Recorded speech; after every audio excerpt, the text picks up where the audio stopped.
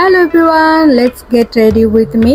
বাসায় বসে বসে বোর হচ্ছিলাম, তাই ভাবলাম একটু রেডি হয়ে নিয়ে একটু সাজুগুজু করি, মনটা ভালো হয়ে যাবে। ঘরে বাইরে যেখানে যাই ভাতের মতো 3 বেলা আমি সানস্ক্রিন ইউজ করি। এটা এমন একটা প্রোডাক্ট, আমি সানস্ক্রিন ইউজ না করে কখনোই বাইরে যাই না, আর আপনাদেরও করা উচিত না। আর এই সানস্ক্রিনটা আমি রিসেন্টলি ইউজ করতেছি, খুবই ভালো একটা সানস্ক্রিন। এটার প্যাকেজিংটা আমি দেখালাম, যদিও খোলা ছিল, অনেকদিন ধরে ব্যবহার করছি। এটা বেসিক্যালি সানস্ক্রিন বলে ভুল হবে, সান লোশনের মতো এটা টেক্সচার। এখানে আছে 35 PA+++, 60 গ্রামের একটা সান লোশন। আর দেখতেই পাচ্ছেন ডিফারেন্সটা কতটা ব্রাইট করে ফেলেছে। এই সানস্ক্রিনটার একটা বিশেষত্ব আছে, সেটা হচ্ছে আপনার অন্যান্য সানস্ক্রিনগুলো ইউজ করলে দেখা যায় অনেক বেশি অয়েলি হয়ে যায়। আমি এর আগে যে সানস্ক্রিনটা ইউজ করতাম, এটা আমার ফেসটাকে অনেক বেশি অয়েলি করে ফেলতো।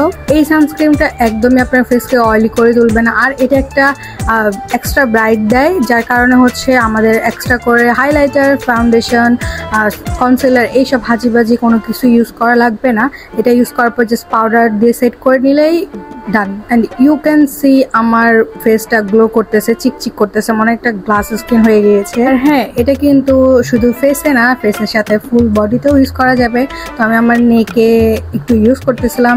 আমি কিন্তু সানস্ক্রিনটা ছাড়া আর কোনো কিছুই ফেসে ইউজ করি না। আপনারা দেখতেই পাচ্ছেন স্কিনটা কতটা গ্লো করতেছে। আর এই যে আমি কতটা ক্লামজি লুজ পাউডার দিয়ে জামায় ভরিয়ে ফেলেছিলাম। আমার আরেকটা ফেভারিট জিনিস, সেটা হচ্ছে মাস্কারা। আমি মাস্কারা আর এই সানস্ক্রিন এই দুটো ছাড়া কখনো বাইরে যায় না। তারপর এই যে একটু কাজলও দিয়ে নিয়েছিলাম অফ ক্যামেরায়। দেন আমি লুজ পাউডারটাকে ডাস্ট আপ করতেছিলাম।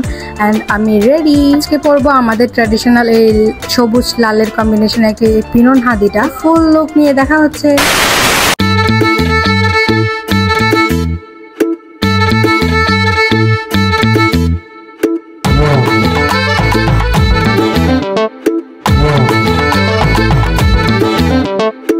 தடபுடலாகத்தான் சமைக்கிற பொங்கல், மணக்குது மல்லியப்பூ வாசம் போலத்தான். திருவிழா ஆட்டமா ஜொலிக்கிற தாவணி, குளுக்குது ஆழமெல்ல வெக்கப்பட்டு